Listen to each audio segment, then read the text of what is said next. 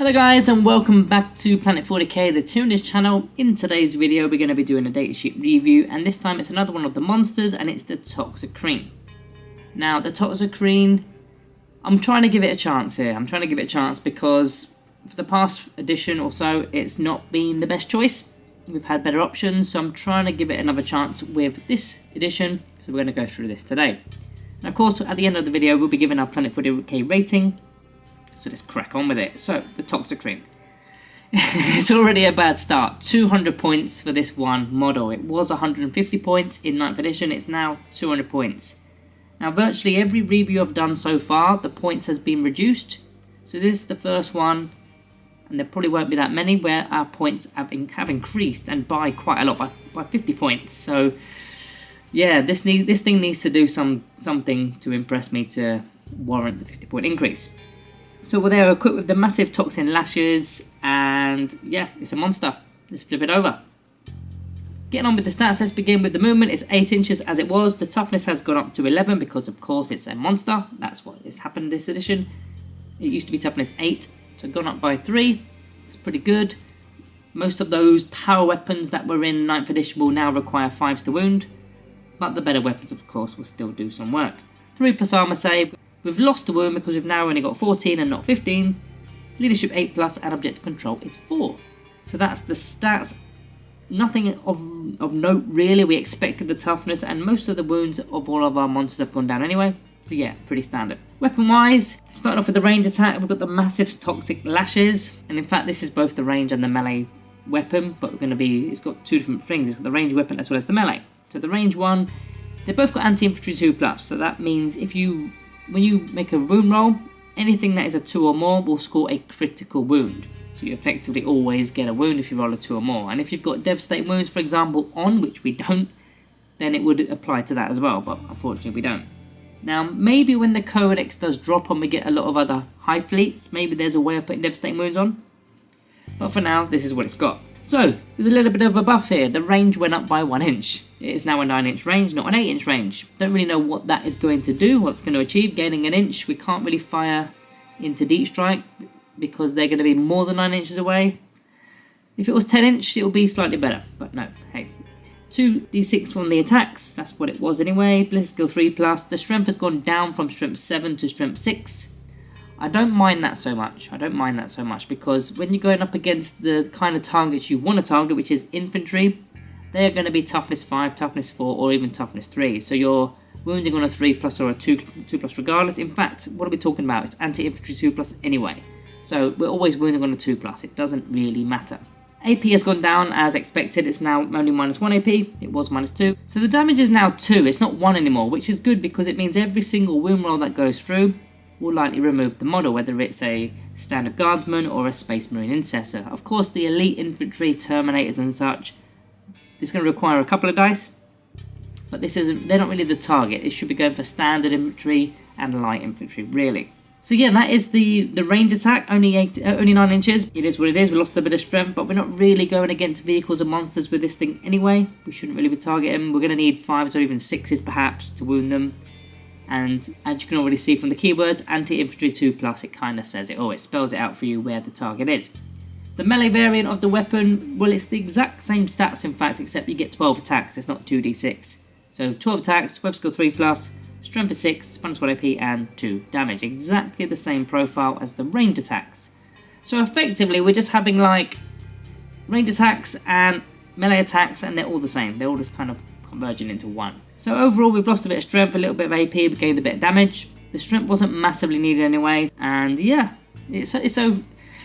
so far I've not really seen where our 50 points has been spent here. So let's get onto the abilities, maybe I can find something. So Deadly Demise on a D3. Yep, that's kind of standard for these kind of models. It used to be Death Rows. It's got Synapse. Well, it's not got Synapse. If it's within Synapse range, then it will have Synapse for your Battle Shock tests. The unique abilities are Grasping Tendrils. So each time an enemy unit, excluding Titanic units, are within engagement range, if they do select to fall back, you roll a d6. On a 3+, they must remain stationary instead, so they can't fall back even if they wanted to on a 3+. These little tentacles have grabbed hold of them. Yeah, you got 2/3 of a chance of actually getting that. Not too bad. And the Hypertoxic Miasma, which is an aura at the end of your movement phase. Roll 1d6 for each enemy unit within 6 inches to end of the movement phase, so you can move into a nice location and get this aura going. On a 2 or a 3, the unit suffers a mortal wound. On a 4 or 5, the unit suffers d3 mortal wounds, and on a 6, they suffer d6 mortal wounds. So again, you want to do your movement first, move 8 inches. Potentially you could even advance that if you're not going to be charging, but you probably do want to charge. So you do your movement, get surrounded by as many enemy units as possible that are within 6 inches, so you get to roll this multiple times. And yeah, throw out some mortal wounds before actually making a charge move, providing that you haven't advanced. Now, something we didn't mention, we always seem to forget this part in the statistics. The damage table, when we are under 5 wounds, it is a -1 to our hit roll. That's at range and in melee. Now, we used to have the Choking Spores aura, which was a -1 to enemy units hit rolls if they're within 3 inches. We've lost that. But other than that, everything is almost identical to what it was in 9th edition. Not much has changed. Now, in terms of the weaponry, let's go back a step here to the range and melee weapons. What would you be doing with this to buff these? Well, there's only really one option in terms of the Invasion High Fleet, and that is the Swarming Instinct, which is the first selection. When you're going up against Infantry and Swarm, you get Sustain Hits 1. So when you've got 2d6, I mean, the average of that is what, 6? It's about 7, right? So you should be getting at least 1 6 in there. I mean, that's not going to break the bank, is it? It's not going to do anything. And then the melee weapon, you're getting 12 attacks. So in there will be 2 Sustain Hits, perhaps. Again, it's not gonna pull out some trees, so still not finding why this is any use. Let's move on to some synergy with the index. Let's look at maybe some stratagems to begin. So we've got rapid regeneration, of course. You could potentially put a 5+ for no pain save instead of a 6+ if you're within synapse, but 6+ is still okay on wounds or on models that have got 14 wounds. There's probably better targets for this, maybe a Carnifex Brood or something, but you've got the option on the Toxicrene. Adrenal Surge, if you want to score critical hits on a 5+ rather than a 6, so you can turn on your sustain hits. And yeah, that's kind of it really. I mean, there's not much here. I mean, maybe going back to the Hive Fleet adaptation, maybe you want to turn on Hive Predators instead of Swarming Instincts so that you've got the precision ability. But even then, like I said, you're only scoring a couple of 6s. So if you've got a couple of 6s against a character within a unit, a leader within a unit, you've still got to roll to hit, you've still got to roll to wound, you've still got to get through potentially an invuln save. In fact, you have to get through an armor save because it's only -1 AP anyway. And then even if you get 1 through, it's going to be just 2 damage. So even that's not really worth it either. So I'm a little bit lost here. Let's move on to the battlefield role for the Toxicrene. Let's kind of try and find some sort of role, because really what I'm looking at the Carnifexes and on one eye, I'm looking at the Horospecs, I'm looking at the smaller stuff like the Raveners, the Gene Stealers.